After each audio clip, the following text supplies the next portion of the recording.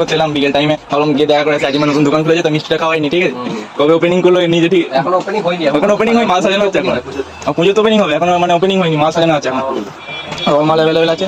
এবং গাড়ির সেট আপটা খুব সুন্দর করে আজিম ভাই, তো আজিম কিনে কিসে নেবে, কিসে কটনে দেখি না, কটনে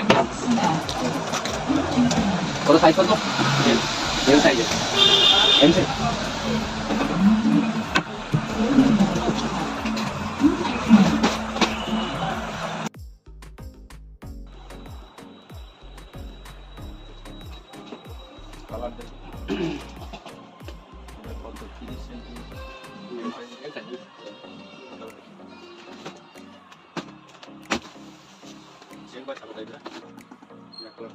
সেটা